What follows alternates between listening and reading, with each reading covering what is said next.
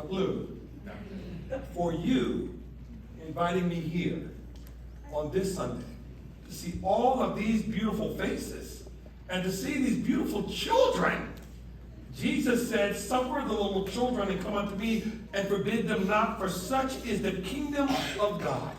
And I am looking at the kingdom of God right here. What a blessing. What a blessing. Before we start, I want to pray, and I'm going to ask Pastor Nathan to read the text for you in Corinne that I will be speaking from. And he's unfortunately not going to be able to move very far, because what I want him to do is I want you to read the first text. And you got to wait. And then and now we read the second text. Okay? So you don't get to move. I'm sorry. Holy God, as I stand before your people this day, I ask you to anoint the words that I speak. Anoint, O God, the movement of the Spirit in this place. For indeed, O God, you have called me to this place. You've called each of us by name to be here this day. May we receive the words you have in our minds, in our hearts, and in our bodies. But this is your servant's prayer. Amen. This afternoon, I want to talk to you about time, talent, and treasure. Time, talent, and treasure. I want you to know something, that this three words impact us as a church, and they impact us individually, because they are very vital things in which we serve God. So our first thing that we're going to talk about is time. And I've asked Pastor Nathan to read the scripture from which I'm going to talk to you from about time.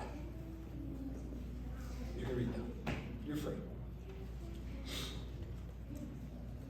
So, do you want to read Matthew first? I'm going to read the Esther passage. Esther passage. Deniani le sosui le taksogo. The love le sosui bani tagimo quality yani mewada ti verlo.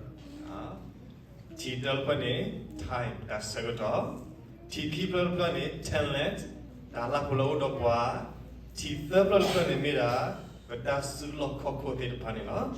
The sosui third patone plavada pe is the sado lui sabor siki to the scene winila you pavi the super donut ko wala the sosui no of papo tela is the sado lui the sabor siki to the scene we do was sibateba somaticala no is the atagato nila no somatic mo pasison no is the negapu plella sopa a hipu Nyone, why you da po kella the guinea, Sogomola the Takipugi, a really, a secretary in me Ubogalat Quaterdo, Dama Pupletado, Tapu Plek Portola, why you da po go, a lot of Pudala, Mimi Nedado, Napa, Hippo, Gutula Dahago, Don Hetola, Bomb a lot, La a secretary of Goa. Mimita finya tegane. Dona ista me wasisa samarike. Le duo po rupo giye payuda po. Le patini ala susha apukela. Do du da re yugot ki. Mutini atopu ne. Le musagige, le munagige. Otatige, do otatige. Yena sekoda yuputa po mutpa. Begitu tahun ni no. Di ni tu pegelen su sopa o la ada di batam malu toba. Do yemi hago do yike hago no. Do soma di kelena do mawati kiyeta la no ista malu to ni no. Esther married the king. She married the king, and she thought everything would be good. Her uncle had gotten her to marry the king. But the king had someone else in the king's ear. Someone who said to him that you need to destroy all of Esther's people. Don't keep them around. They're not good for you. You need to get rid of them. And Esther, being a woman in the time in this period of Israel, she was not of any great importance. She was not a ruler, she was not a king, she was not a queen. Well, she was a queen, but she wasn't accepted as a queen by the people. It was the king who ruled, the male ruled. And here, Esther's people, by the person who had the king's ear, was saying, let's get rid of Esther's people. Let's destroy them. Wipe them off the face of the earth. And Esther's uncle, who had convinced her to take on this role and had gotten her in this position where she actually married the queen, the king, because the king chose her. He sent word to Esther to say, hey, you know what's going to happen? The king is going to destroy us. And you, Esther, will not be saved either, because you're one of us, you're blood. You will not be saved. And he went to Esther and said, Esther, you have to speak to the king. You need to speak to the king because we won't survive. We won't be here. And Esther was confused. Esther was trying to figure out, what do I do? I mean, I'm just a woman. I'm married to the king, but I have no power. I have no authority. What can I say? What can change this? What can I do? It would be almost like saying, I'm a child, and no one will listen to me. It would be easy to say that you have no voice.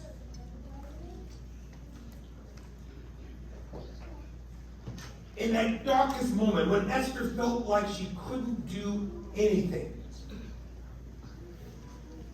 Mordecai said to her, in the text that you've heard, that you were chosen for such a time as this. You may not have known that God had a purpose for you. You may not have known that God was working through you, that there was something that you could bring. You may have thought that you were lower class. You were just a woman, that you had no power, you had no authority. But you were chosen for just a time as this. Do you know that every one of you in this room are chosen for a time such to come? It may not be for this moment, but do you know that you are all chosen in God's time to do a good work? A great work. Now, it may not make the platitudes of all the papers. It may not make that. It may not be the only person ever knows that you did something great. It may only be you. But who knows more than that is God. And it's important how you and I choose our time to serve God. It is valuable that we stay in learning, that we stay in education, that we stay in the Spirit, that we stay in prayer, that we continue to read our Bible, because we never know the time or the hour in which God is going to use us. It may simply be raising your families. That's an important work in the time that we live in today. With everything that's going on today, it is very important that we raise our children to know who God is in their lives. Because there's someone in the scripture says that if you raise a child in the way you would have them to go, they will not depart from you. They will stay. They may walk away, but they'll come back. Esther was in a very difficult situation. She did not think that she could make any difference in anything that happened. But she will. She will make a difference. Just as I want you to know that each one of you make a difference in God's world. You are important to God. Your time matters to God. And how you use your time to serve God really matters. how you love one another, how you care for one another, how you associate with one another. Your time is equally important. I've heard it said, don't waste the time of your life away, and it's true. You and I know not how long we have on this earth. Jesus Christ, when the disciples would ask him, when will the Son of Man come? He would say to them, I don't know. I don't know. Therefore, you should be ready. You should use your time to love each other. You should use the time to serve God. You should use your time to be honorable in your lives and in your church. You should use your time because time matters. Time is important. And God may be calling you to a great work that you never know what it is. I want you all to know that our time, my time, your time, it matters. And what do we do with it? How do we share Christ in the world? How do we share our faith in the world? Do we hold it to ourselves or do we let it go, knowing that we never know when our time is going to be short? Yes, my siblings and my friends, time matters. And each one of you are chosen to do a work in God's time. And it may not happen for you, may not have happened for you just yet. I mean, but it's going to happen. Many of the elders in this room know what it's like to go through what you went through, trying to get out of Burma and trying to get here to Thailand and getting to these very United States. I was in Thailand in January of this year. The amazing journey that you all went through is a standard that I could not believe. God did not send you here. God did not make a way for you to be here without there being something that was value about who you are and whose you are. So your time matters. How do you use it? How do you build upon it? How do you care for the least and the lost that are already here? How do you share the good news of Christ in the world?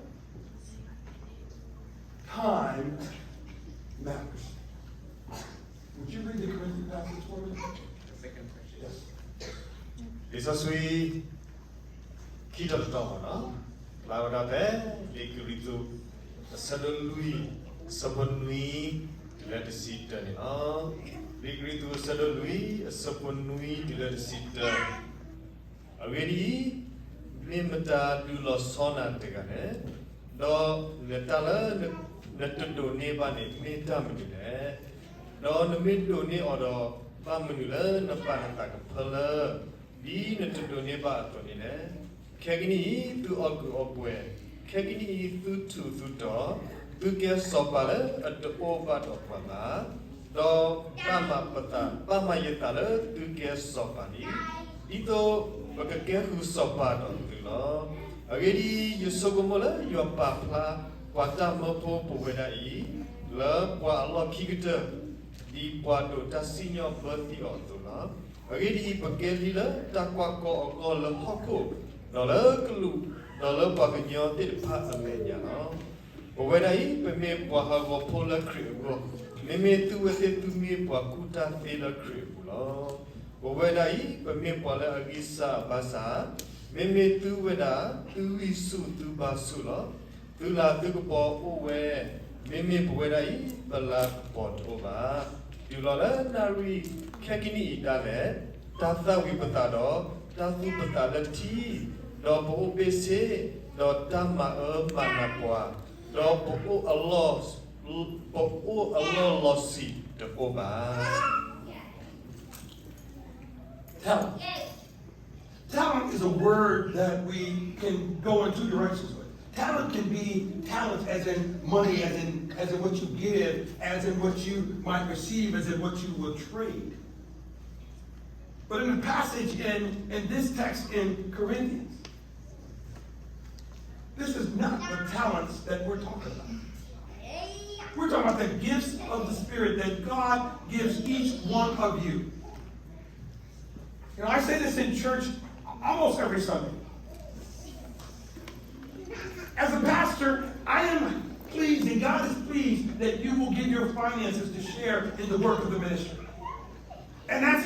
That's how the church sustains itself. It is important for the church to sustain so that you have a place to be in community. And it's important to be in community with one another because the world wants to pull us apart.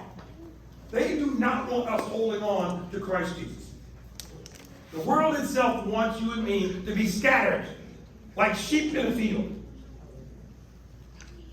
And yet, that is not what this is about. This sense of gifts of the Spirit are things that you and I have been given. And by the way, just so you know, all of us do not have the same gifts. Some are called to preach. Some are called to teach. Some are called to read scripture. Some are called to pray.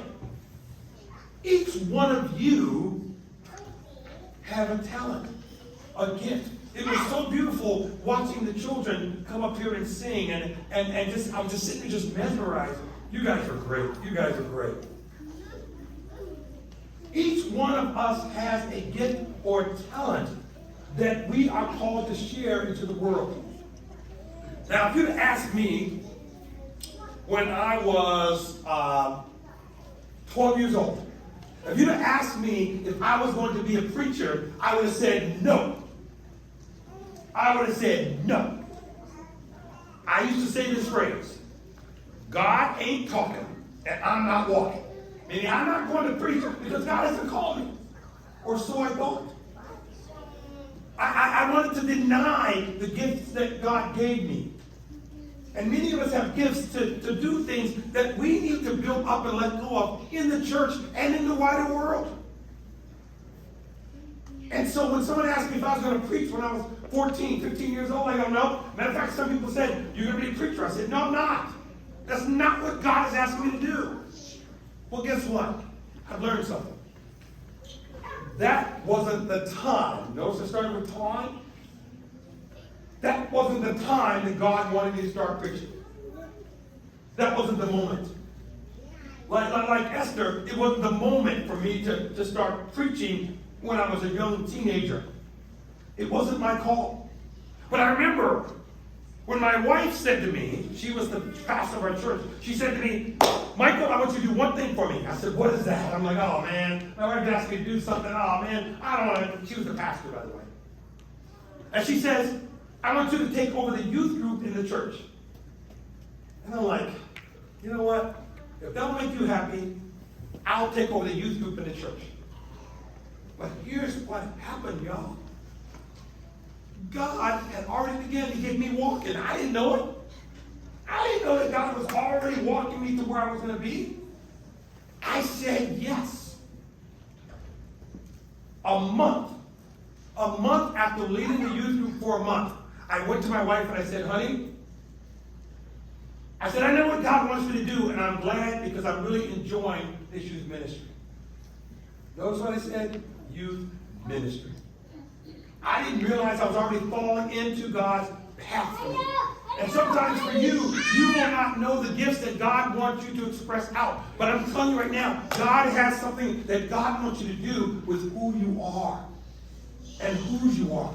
It's a matter of, are you willing to do that? Whether it's in the church, doing work within the church, or whether it's doing missionary work, or whether it's doing something else in your location. God gives us all gifts to do wonderful things. Do you know that it's one of the most amazing gifts in the world? You ready for this? Guys, you don't have it. One of the most amazing gifts in the world is being a mother. One of the most amazing gifts is being a mother. Just take this from now. Everybody can't be a mother. I'm telling you right now. You can be mamas, but everybody can't be a mother. It's a special person that is a mother. And it's a gift that lets you balance in all of the things that you need to do for and with your children and with your husband. It takes a special gift.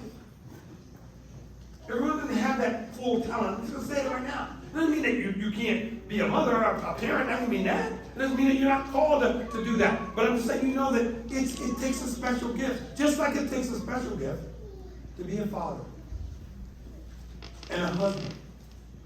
Committed to both of you, equally committed to your marriages. Both of you equally committed to the children that God, by the way, that God blessed you with.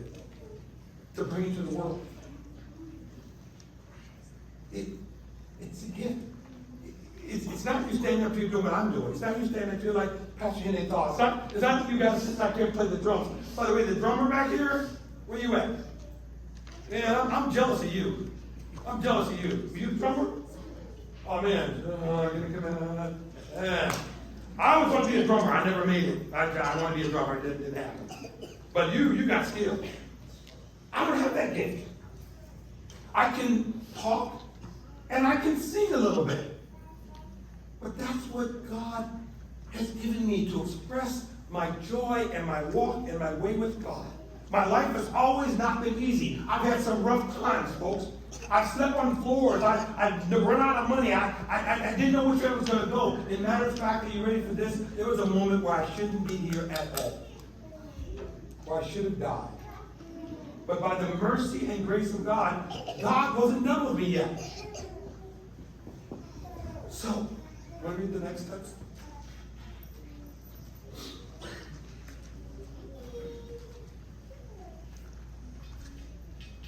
Tanopa keyboard board demo bakado dala pula udwa dala pula udwa da okay ne pugilele tanopa limate saluhu support sikui dila kisita ni lo mate saluhu support sikui dila kisita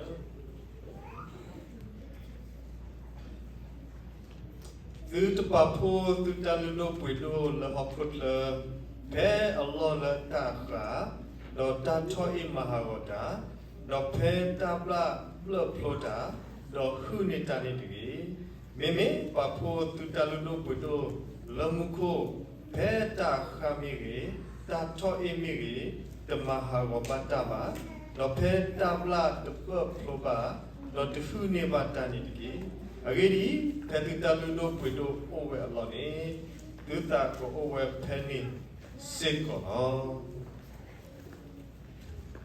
Matthew talks to us about treasure.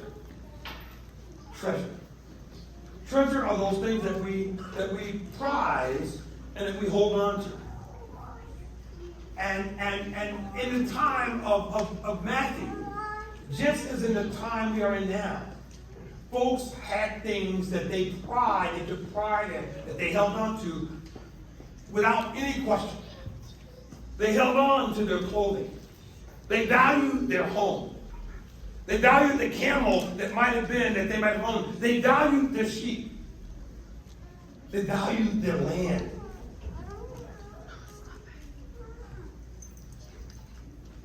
And there is nothing wrong with having treasure. There's nothing wrong with having money in the bank. There's nothing wrong with having fine clothing. There's nothing wrong with having a nice car. There's nothing wrong with having an expensive cell phone. There's nothing wrong with it. However, if your treasure is so great for you that God is not in the midst of it, we got a problem. Because when we value our possessions more than we do God, who sent his son to die on a cross that you and I might have a right to the tree of life. And we value our churches more than how God has blessed you to leave from the torment and struggles you were in to get here. Now, I will admit that being here in the United States is not all that great in some ways. I'll admit that. I'll admit. This country does not do what it should do. Every person who wants a job should get a job. Every person who wants a house should have a house. Every person who wants to live moderately should be able to do so.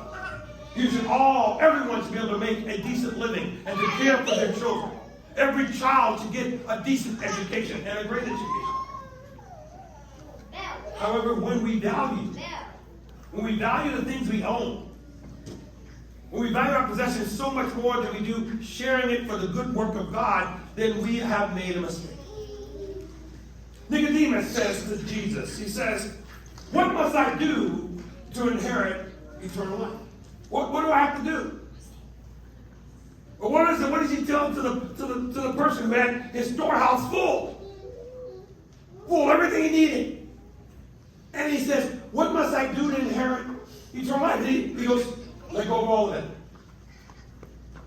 Let go of all of it. Now, why let go of all of it? Because the individual was so embedded in his own possessions that he was never going to fully let go and let God. And what does he do? He goes, I can't do that. He goes, I'm not letting go. I'm hanging on to my stuff. You and I have to be very leery of that. As Christians, we have to watch ourselves about holding on to those things that we treasure. Now listen, I've said this hundreds of times. God does not want us to be poor.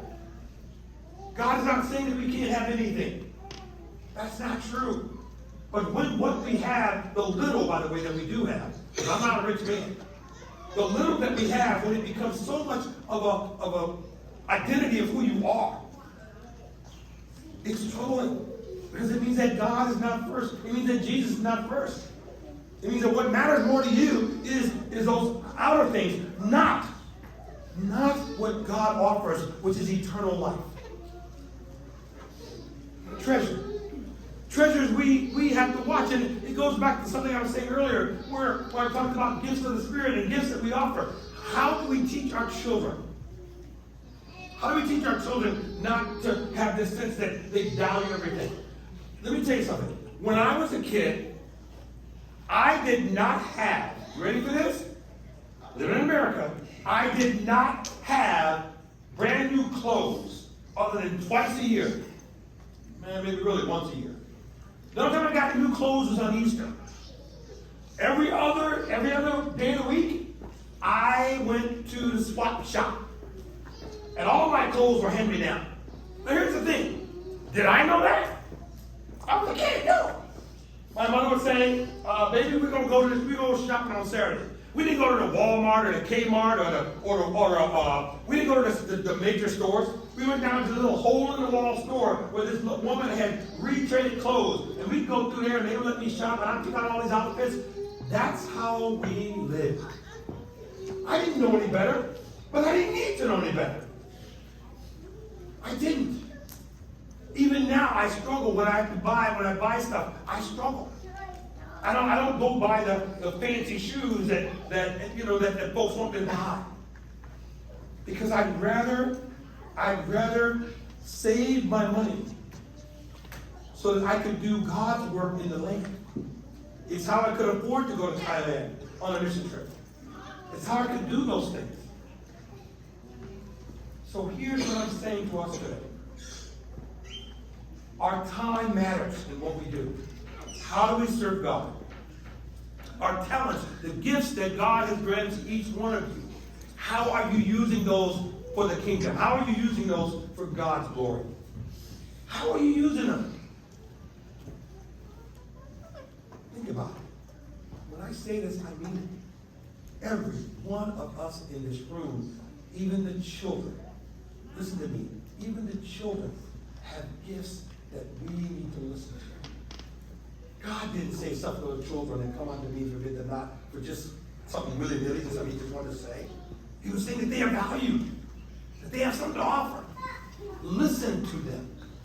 Talk with them. Now, obviously, they're not adults, but listen to them. And then what do you do with the things you have? What do you do and how do you treasure all of the worldly things that are out there? Because treasures are about worldly things. They're not about the internal things. I want to tell you that I treasure the most important thing in my life. I treasure Jesus Christ as my Lord and Savior. If it wasn't for Jesus Christ coming into a family that took me in when I was a kid, when I was sick with a disease that no one knew how to cure. My mother couldn't do it. She didn't have that gift. But here's what mother did have. My mother trusted God. She trusted that neighbor up the street who would take me in and put this horse liniment all over my body. Within a month, all the sores I had were gone. The teachers who had kicked me out of school and told me I couldn't be there anymore because I had all these sores all over me. They were gone. This woman had a gift of healing. And she took me in. To this day, I cannot thank Jesus enough. I cannot thank God enough. I cannot stop praising and singing God's glory because, hallelujah, I wouldn't be here. Look at your life. Those of you who are much older, you know where you've come from. You know the struggles and trials you've had to do. How are you allowing God to direct and sustain your life? I want you to know I love you. I do. I love you because you are God's children. We all are God's children. We all are God's family. It does matter how we use our time, how we use our talents, and how we use our treasure. May God bless you. May God keep you. And I hope to come and see you again. Amen.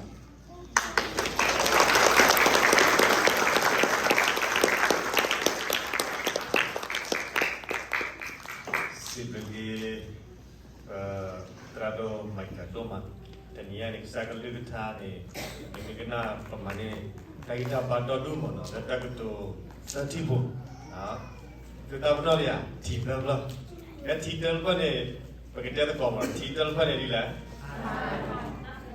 time kita benar talent berapa treasure amen apa balik pakui kalau saya ni bawa itu dah mana kerana sikhan itu bukan kabar itu bawa lah itu bawa atau kata pun pen apa itu tadi bawa bawa ada ni lah agar apa pasal ke lah agicat dia ada pen sikhan ini isu pun udah jenuh bola ada kau lawan bawa kalau itu saya syukri mana agar apa ini tak malu berpadu apa yang ada di me pasar me pargale excited ada juga dari depan Papua saya loh aku nak kata kita apa lah pada siu tahu popot itu Paul lagi kamu kela loh dan niai ini tu me pai tu me pagi lepas saya kan lagi is okay saya itu lagi kita apa aduh jangan tak kita apa itu niai tak kesalahan pernah bukan